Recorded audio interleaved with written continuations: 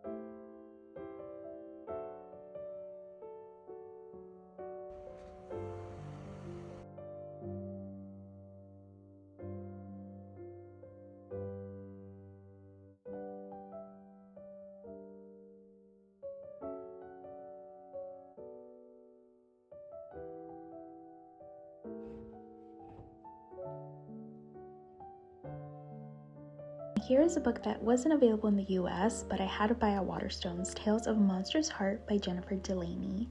And I absolutely felt like the cover, everything about this book is screaming, I need to have it, so I bought it. And there are no regrets. I absolutely love everything about this book, and I love this. What a wicked thing you've done, Cat, to make it so I only dream of you. Next up, we have this notepad, or kind of like a drawing pad from Spirited Away. I absolutely loved it. I love anything Miyazaki, so I just felt like this was a must-have, a must-buy. And so here it is, again from Waterstones. Love it. So, so beautiful.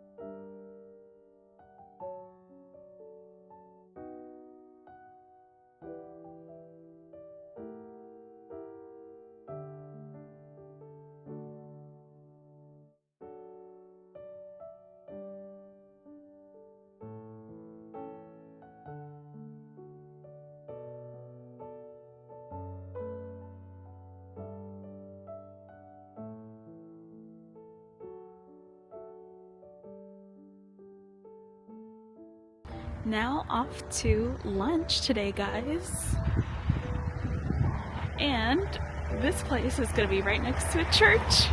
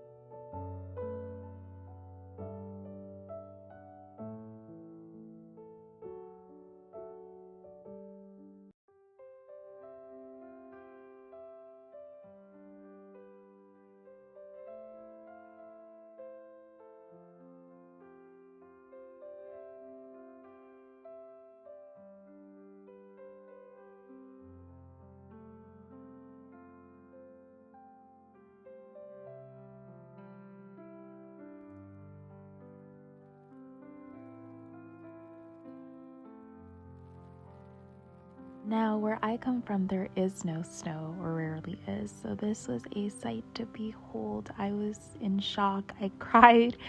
I couldn't believe it. I love the snow, and this was beautiful. It was raining in the morning when I got there, and then bam, the entire city was covered in snow. Cars were stuck.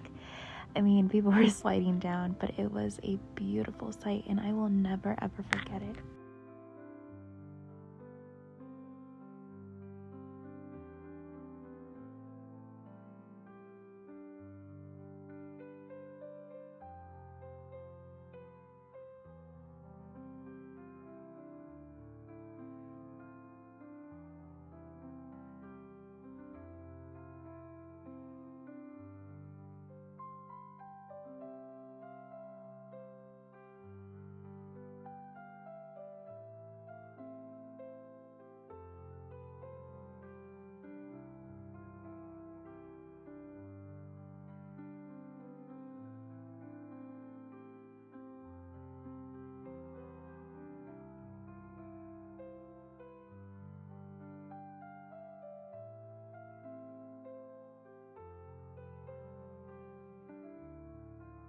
So let's get into what I bought, because I didn't get a lot of things, but I got a lot of things that kind of meant something to me, or they were things that I was like, oh, let me, contribute in a good way. So, yee!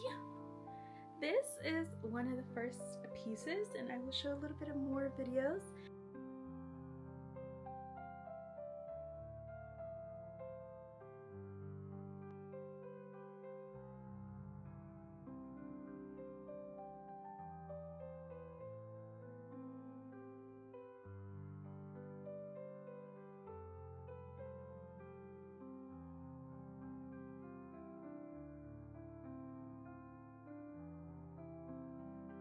And they are so cute. It was my little tote that I got at I believe it's a Museum of Context in Edinburgh, which is like a Harry Potter museum. It was so cute. Post a little couple pictures, but love it. Then I was like, well, where is a place that I want to go to? Mind you, the conversion rate wasn't really in my favor, but I said I want to go to Lush. I think that what they've done for a really big cause, I think is really cool. So I was like, let me go support. So I got these two things. One, I didn't realize I didn't have body wash. It was like a 2-in-1 in the hotel, and I was like, no. But I got, this is Yog Nog. So as you can tell, it's like not even there. I love it. I don't think I like too much the way it smells. Like it's like a butterscotch, but I love the way that it like leaves sparkles on your skin, which is why I got this one too, which is the Fairy Dust. And this one I'm going to show, because guys, it leaves. We can pick that up. So pretty. It's like a vampire. It's the skin of a killer, Bella. So cute. But yes, I love it. And the really cool thing is that the lady at the counter was like, you can use this dry shampoo. So I was using this as dry shampoo. But one of the cool things was too that you could just use it for like glitter in your hair. And I was like, girl, yes. I love glitter. So I don't know if the camera can pick it up, but yeah, love it. Okay, the second brand that wasn't on the boycott list, okay, and one of my personal favorites, Ulta, stopped selling them. So I was like, as soon as I saw that they had a store, and this was in Glasgow in, I think like by George Square. I'll have to double check, but love this place. Everybody was so sweet, so nice. The girl that was helping me gave me like a whole bunch of samples, but it's Rituals, okay? And I already threw away the lotion that's literally like in this nozzle, and you like shh, and it's lotion. I was like, cause I hate lotion and like you have to slather it and really like put it in the skin. No, this one you shh, like it was like shaving cream for like men, and boom boom boom boom, and then boom, you just, it gets absorbed in your skin. It was great, it was wonderful. But I got the Ritual of Jing Slow Down Hair and Body Mist perfume. Love this stuff, smells so good. And my personal favorite, what got me into Rituals, was the Ritual of Sakura Foamy Shower Gel. So these two, godsend. But I could not leave, literally could not leave Edinburgh without visiting this really popular spot. It is a bit pricey, but I love this place. And I'll shoot you guys the little video so you guys can see. This is my favorite purchase, I think. And this was like, I think 60 pounds.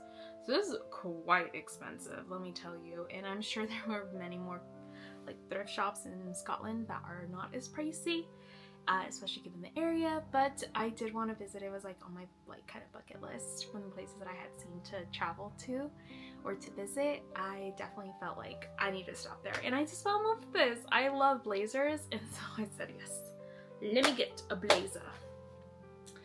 But yeah, so those are some of the things that I bought. So you guys have it. I had the, I guess, one of the most incredible experiences. I think that I'm very fortunate and very lucky to have traveled to Scotland, especially by myself. Being Mexican American, I know that my parents made a big sacrifice to come to this country, and they didn't have the luxury to think about places that they wanted to go visit for fun. You know, they thought, we need to go somewhere that we are going to have an opportunity, and an opportunity for our future kids.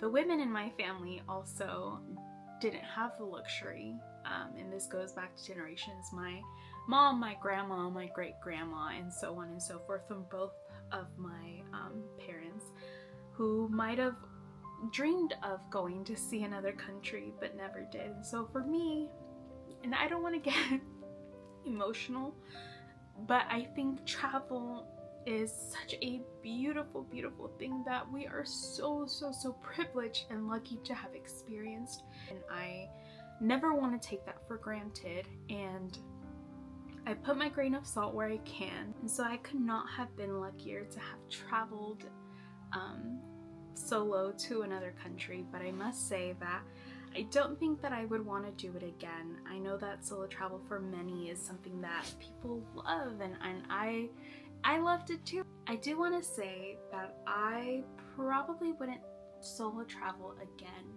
and it has nothing to do with Scotland in itself. Again, like I've said, I'm very fortunate and know that many women before me didn't have this opportunity. So I take that and I will hold it dearly and cherish it for the rest of my life. And those pictures and things are here in my memories that I will take forevermore onto the grave.